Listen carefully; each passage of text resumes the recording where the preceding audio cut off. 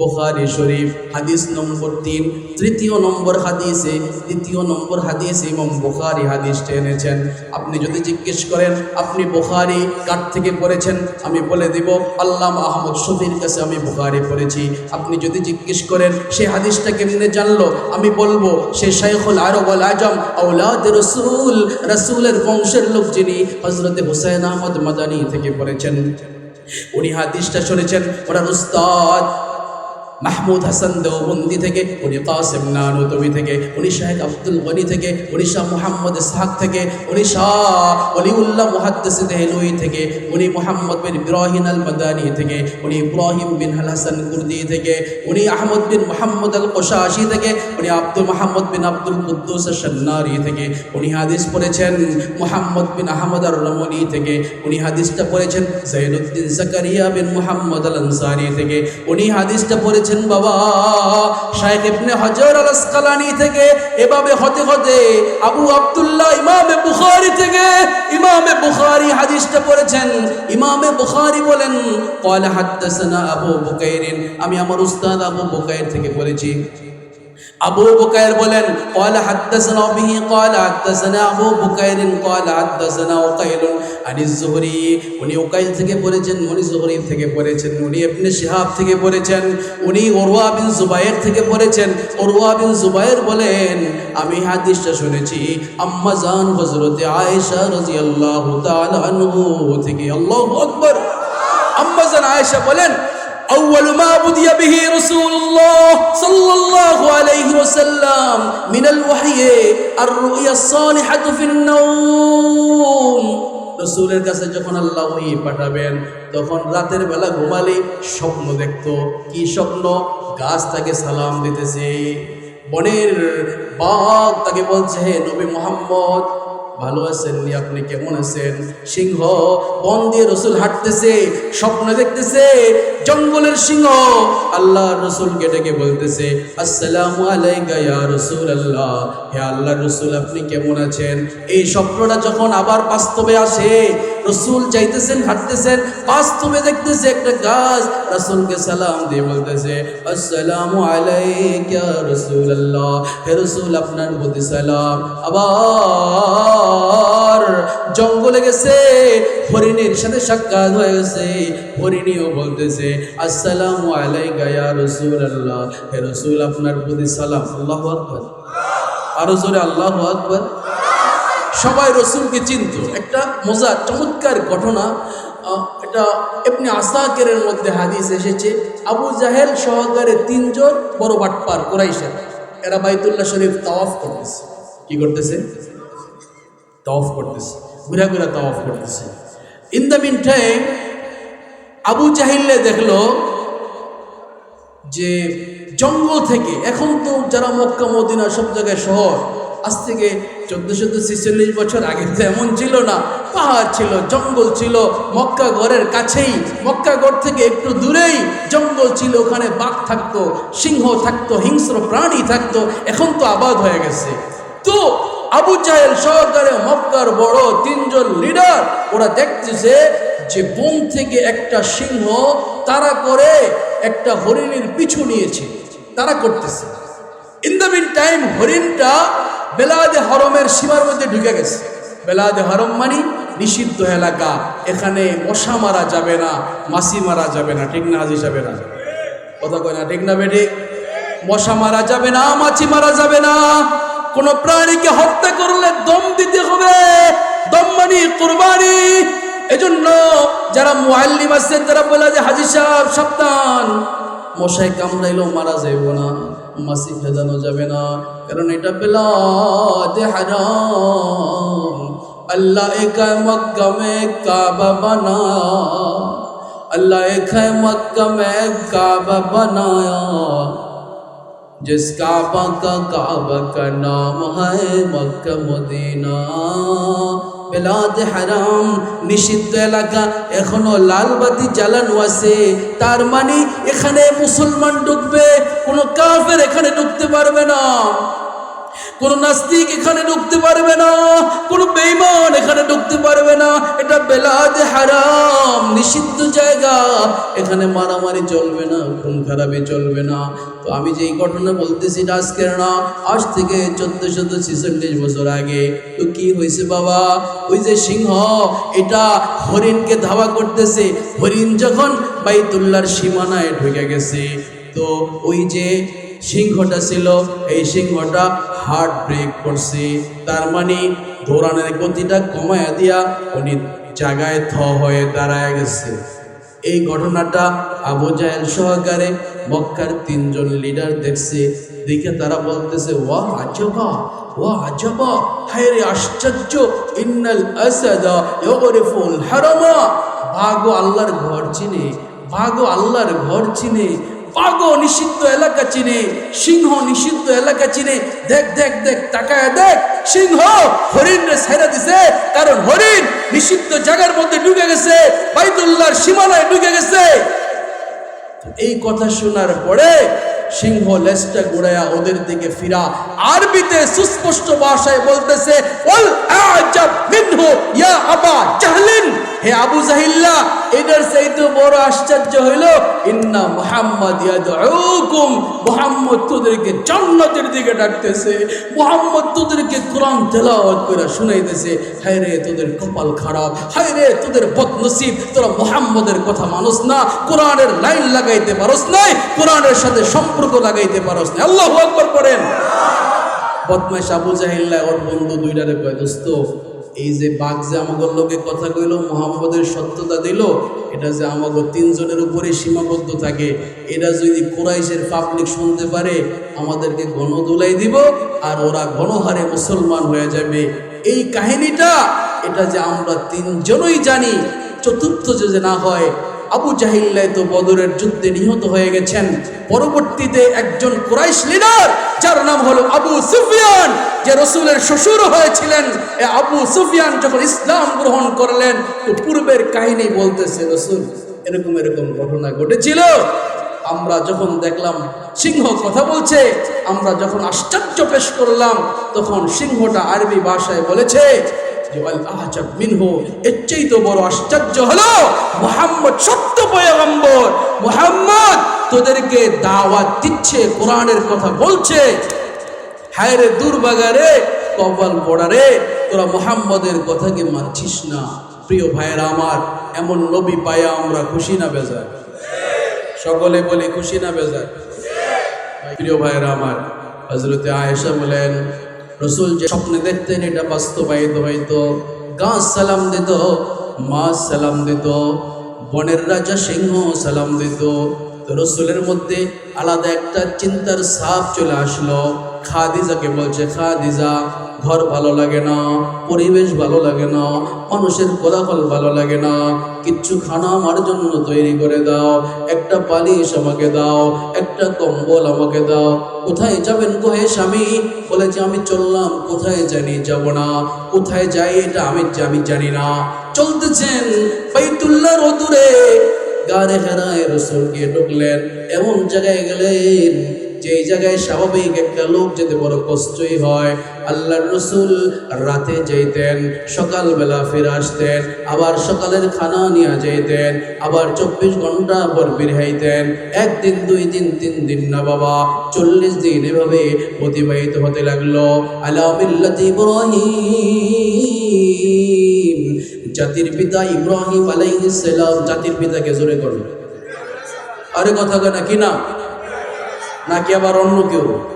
আরে কথা বলেন, ঠিক না ঠিক? জাতির পিতা কে? জাতির পিতা কে? ইব্রাহিম আলাইহিস সালাম ওই জাতির পিতা। যদি অন্য কেউ আমাদের মাথার উপরে জাতির পিতা চাপায় দিতে চায়, ইতিহাসকে বিকৃত করে অন্য 2 নম্বর টাউটার আর বাটপারকে, এটা আমরা মেনে নিতে পারি না। ইতিহাস যেমন কলঙ্কিত হয়েছে, সামনে এমন কলঙ্কিত হবে, ঠিক না ঠিক? 10 বছর, 5 বছর, 16 বছর, 20 বছর জাতিকে চাপিয়ে দেওয়া যায়, এরপরে জাতির সামনে কি হয় এটা আমাদের সামনেই স্পষ্ট, ঠিক না ঠিক? অতএব আমি জোরে জানতে চাই, সুস্পষ্ট আওয়াজে জানতে চাই, আমাদের জাতির পিতা কে? ইসলাম দ্বীনের উপরে উনি নামাজ পড়তেছিলেন, তাসবিহ তাহলিল করতেছিলেন। 40 দিন অতিবাহিত হলো। 40 দিন পরে যখন শেষ, 41 দিনের মাথায় হঠাৎ করে রাসূল দেখতে পেলেন যা শখসুন, এক ব্যক্তি এসেছে, তার পা হলো জমিনে, মাথা হলো আসমানে। আল্লাহর রাসূলকে দেখে বলতেছেন, ইকরা, পড়েন। আরে মুহাম্মদ, মুহাম্মদ আপনি পড়েন।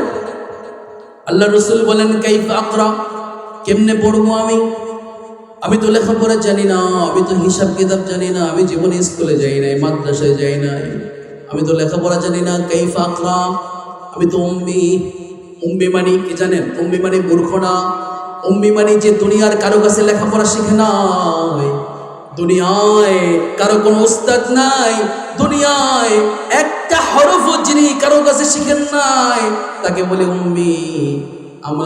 আমরা মনে করি উম্মি মানে মূর্খ না, উম্মি মানে অনেক বড় শিক্ষিত, কিন্তু দুনিয়ায় তার কোনো উস্তাদ নাই।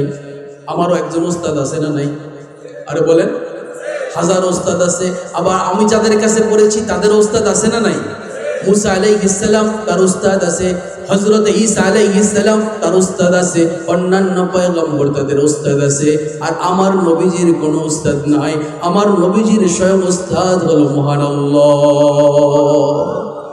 আল্লাহ রাসূল বলেন, উম্মি লাকাব মাহে আরব মারকাজ ইমা, হর ইলম আমল রাত মদারি ও মুদিরি, হর ইলম আমল রাত মদারি ও মুদিরি। জিবরিল, উনি তো জানেন না আসলে এটা জিবরিল। বলে, ভাই আমি তো উম্মি, কাইফা আকরা, কেমনে পড়বো? এটা মতলব পসিবল না, আমি তো পড়তে জানি না।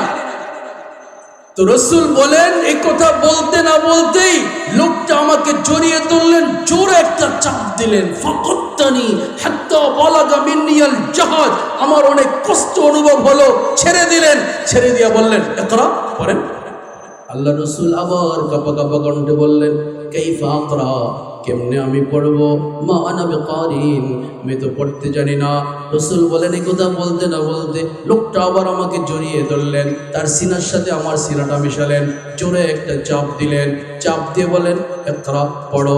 রাসূল আবার বললেন, কাইফা আকরা, কেমনে আমি পড়বো গো ভাই, আমি তো পড়তে জানি না। আবার চাপ দিলেন, এভাবে চাপাচাপি 3 বার চলল। এরপরে লোকটা বললেন, ইকরা বিসমি রাব্বিকাল্লাযী খালাক, খালাকাল ইনসানা মিন আলাক, ইকরা ওয়া রাব্বুকাল আকরাম, ইকরা বিসমি রাব্বিকাল্লাযী খালাক। হে রাসূল, যে সৃষ্টি, যে লোক আপনাকে সৃষ্টি করেছেন, যে মহান সত্তা আপনাকে বানাইছেন, তার নামে আপনি পড়েন। ও মুসলমান, আল্লাহ রাসূল বলেন, 5টা আয়াত অবতীর্ণ করে বলে লোকটা চলে গেল। এরপরে 6 মাস, 6 আশুরিন, 6 মাস রাসূলের সঙ্গে কোনো সাক্ষাৎ নাই। এটাকে বলে ফিতরতে ওহী। আল্লাহ রাসূল ঘরে চলে আসলেন, খাদিজাকে ডেকে বললেন, আমার বড় ভয় লাগতেছে, আমাকে জড়ায় ধরো, কম্বল দিয়ে আমাকে ঢেকে দাও। সব ঘটনা যখন রাসূল বললেন, খাদিজা বললেন, কাল্লা লা ইউখজিকাল্লাহু আবাদা, ও স্বামী মুহাম্মদ, আপনার কোনো ভয় নাই, আপনি ধ্বংস হবেন না।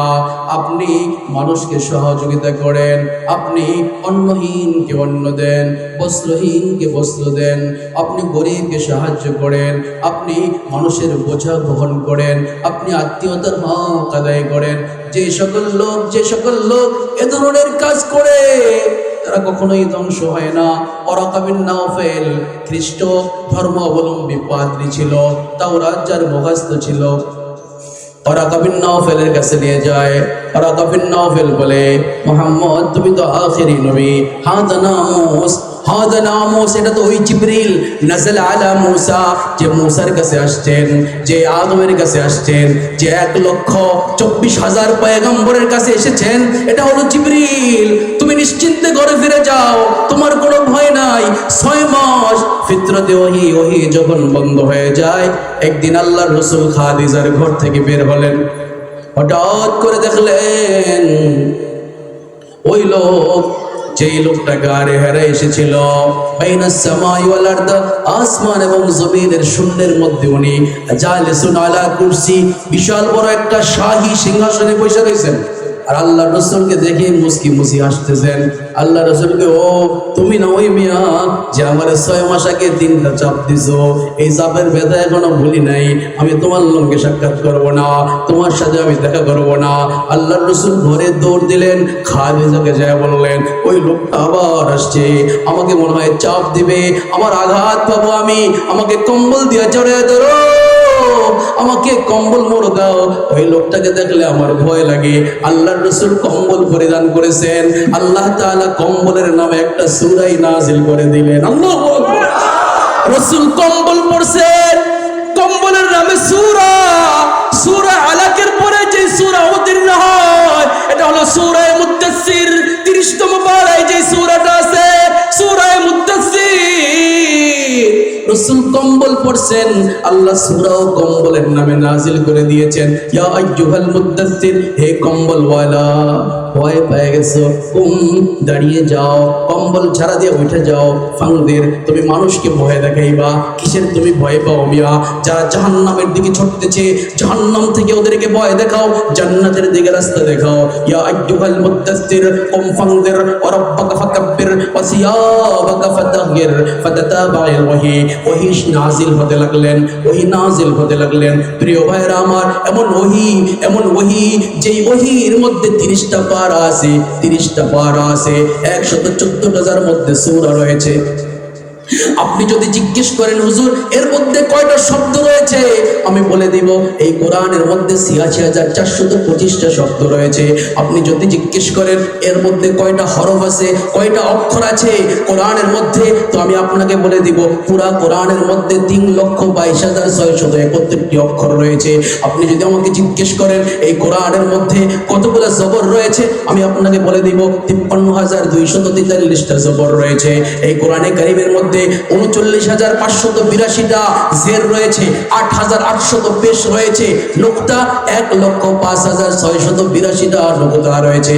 আপনি যদি জিজ্ঞেস করেন এই কোরআনের মধ্যে কতটা আলিফ আছে, আমি আপনাকে বলে দিব এই কোরআনের মধ্যে ৫২,৬৫৬টা আলিফ রয়েছে। আপনি যদি আমাকে জিজ্ঞেস করেন বা রয়েছে কতগুলা, আমি আপনাকে বলে দিব এই কোরআনের মধ্যে ১১,৪৯১টা বা রয়েছে, তা রয়েছে ১০,৫২০টি, সা রয়েছে ১,৪৪১টি, জিম রয়েছে ৩,৩১৭টি।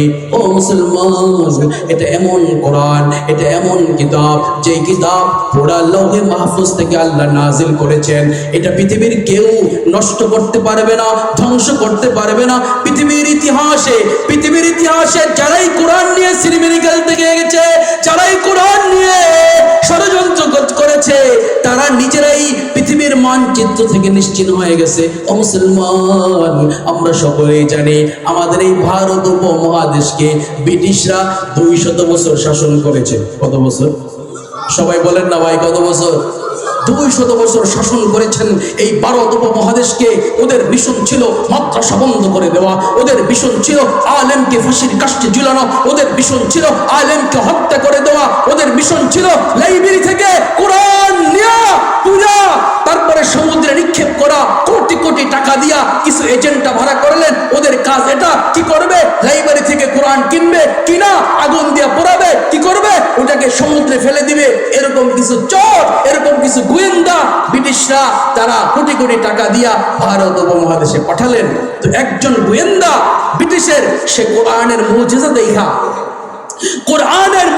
দেখে সে মুসলমান হয়ে গেছে।